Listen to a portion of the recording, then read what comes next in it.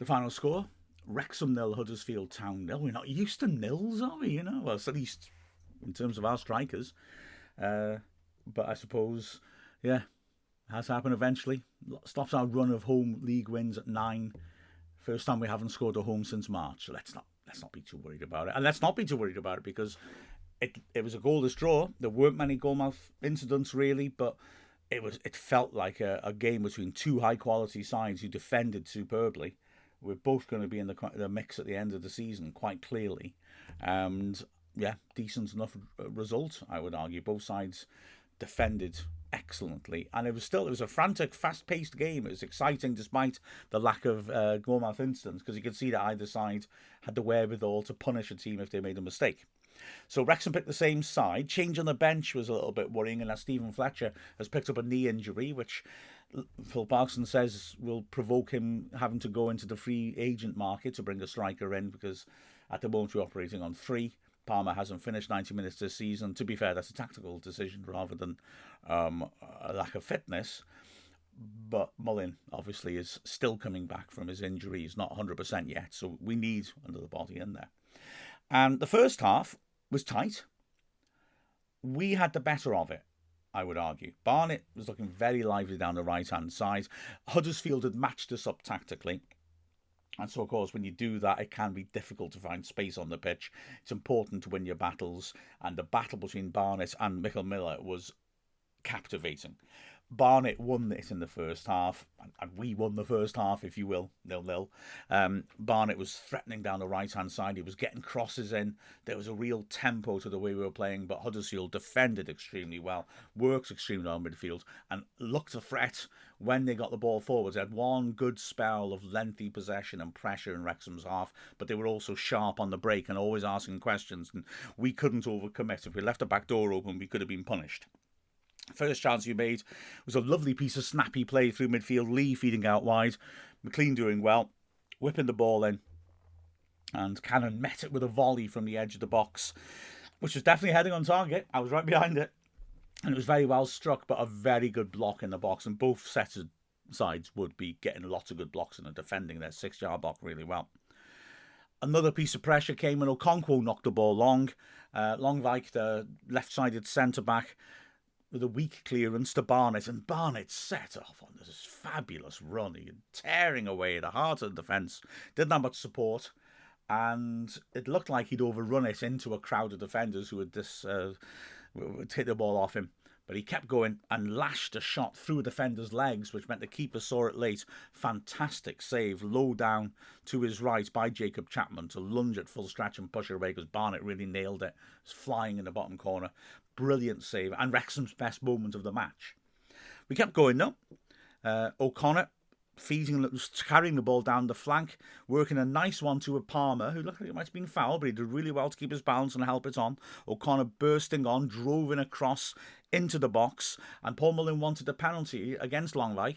I don't think so, but shall we say the referee didn't thrill the Wrexham fans. He didn't thrill Huddersfield either, to be honest. That can sometimes mean he's having a good game because both sides are unhappy when he penalises them correctly. It can also mean he's having a bad game. He certainly wasn't given much to Mullin. Now, this incident, Mullin had got goal side of Longvik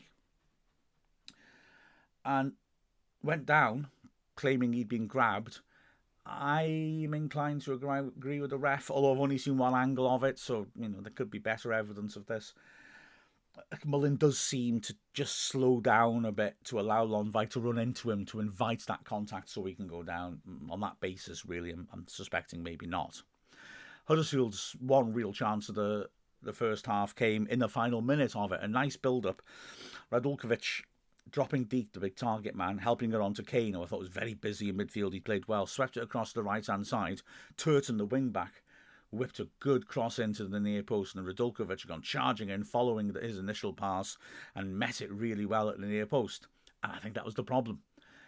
He didn't have to meet it so well. He planted it wide of the near post. If he got less of a contact on it, he may well have put across Okonkwo and forced a save out of the Wrexham keeper.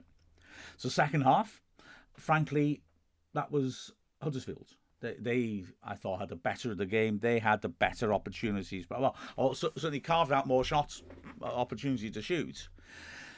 And we didn't get things going as well. Miller won the second half battle with Barnett. First half, Barnett was getting lots and lots of crosses in. Second half, he didn't get many in at all, and Miller was really getting some good blocks in. They were doubling up better as well on Barnett. Um, we could have gone behind through a really scrappy spell. O'Connell was the only player who got booked for us. After he got that, well, I've got to be honest, from my perspective on the far side of the pitch, I thought he'd blatantly body checked Wiles as he tried to run down the flank and was a second yellow. I really, really thought so. Having seen the replay, it wasn't as bad as maybe I thought, but it definitely fitted into the seen them given category. He blocks him off, definitely. But anyway, play continues, and Wrexham gets so sloppy. Okonkwo plays it out to McLean, who has a horrible first touch and loses it on the corner of his box to Danny Ward. He lays it off. The ball comes into the box. Cannon is there first. And he makes a poor clearance straight back to Ward on the edge of the D. He squares it, and Wiles has got up by it now after the challenge from O'Connell and lashes a shot over the bar. He probably could have done better than that. As we get into the last 20 minutes, that's the only incident really goal-mouth action. Wrexham then start to threaten. Our other big moments, really. Free kick in midfield by Elliot Lee. Stood up nicely to the far post. Great leap by Dan Scarr. Nods it down across the face of goal. Keeper's out of it. He's bypassed him. And it's bouncing invitingly in front of an open goal. O'Connell lunges in. But Miller does really well to lash the ball clear from under his crossbar. 74th minute, we start making changes. Andy Cannon comes off. Ollie Rathbone comes on. He's immediately battling away, trying to make an impression like he did at Rotherham, and was perhaps unlucky. He made an excellent... he made a tackle in an excellent position, which put Wrexham in a great spot to attack. Referee gave a foul. Everybody was livid. I got to be honest, looking at it, I can see why he did. I mean, don't get me wrong, I think it was a good tackle, but his trailing leg caught the back of the player's legs, and it looked a bit like a scissor tackle. I'm not saying it was. Some refs would have allowed it, but I can see why the foul was given. So that was unlucky.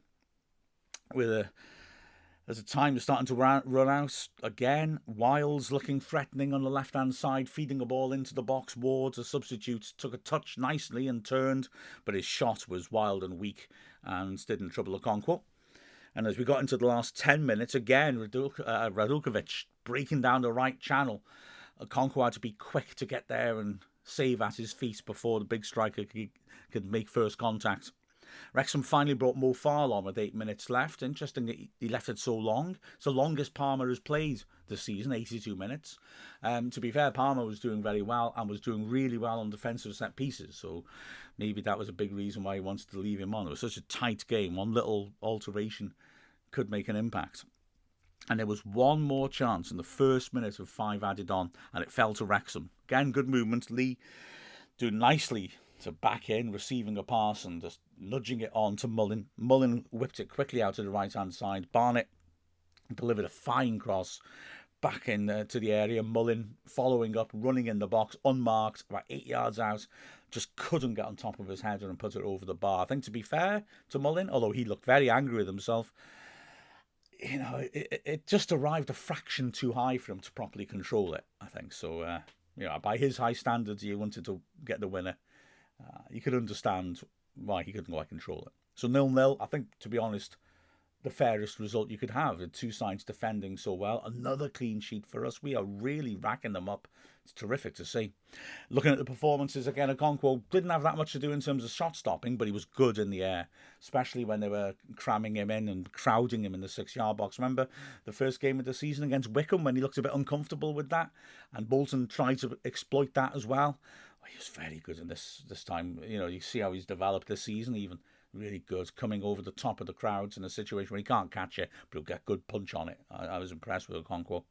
The three centre-backs. O'Connell had an odd sort of game, I've got to say it. Right-sided centre-back. His passing was quite off. I like O'Connell's use of the ball, but on this occasion, he wasn't quite right. He was decent enough defensively, although, like I said, he rode his luck a touch to not get a second yellow card, in all honesty. Dan Scarr again. No-nonsense centre-back in the middle of the back three, really dealing with things well. He's a very good player. And on the left-hand side, again, I thought Tom O'Connor did very well. He was carrying the ball forwards. The tricky, when he beat Turton to rip in that cross that we nearly scored from in the first half was tremendous. Really lovely wing play by him. So I was impressed very much with Tom O'Connor. The wing-backs, Barnett, very, very threatening in the first half. Huddersfield defended him well in the second half. He still had moments of threat. And he gets more and more confident with that fancy footwork, doesn't he? But yeah, couldn't quite deliver the decisive moment.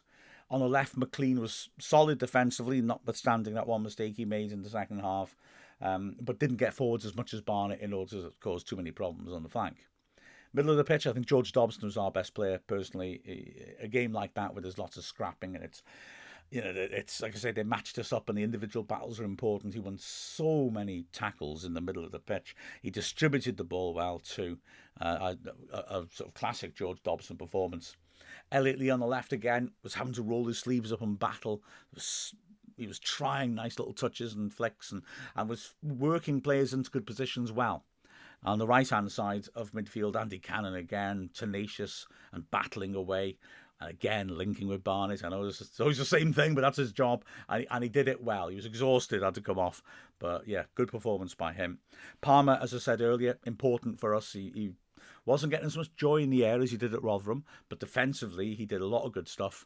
And he was battling away and looking to help Mullin, who once more, like at Rotherham, just ran himself into the ground. He had some good threatening moments.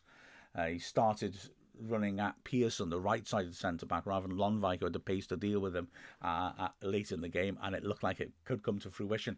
Maybe a shame that Wrexham didn't quite work out a little bit sooner. The substitutes, again, only 2 subs came on. Rathbone, I've already talked about. Mofal, he did well. He was just fighting for everything, scrapping away. He looked a bit awkward at times, but he kept getting the foot in and winning the ball. And you sort of think it would have been interesting, although if it is about defensive solidity, I understand maybe why Phil Banks didn't go for him, but it would have been interesting because he was giving them Huddersfield defence a fresh threat that was different from what we've been offering before. So, yeah, all in all, 2 very good teams scrapping her out for a good 0-0 draw. Both sides deserved to keep a clean sheet. Both sides did. Good result. And now we move on. This is a tough sequence of games away to Charlton now. But yeah, we keep ourselves in second place and we should feel very positive about that. With a final score of Wrexham 0, Huddersfield Town 0, I'm Mark Griffiths from Wrexham AFC.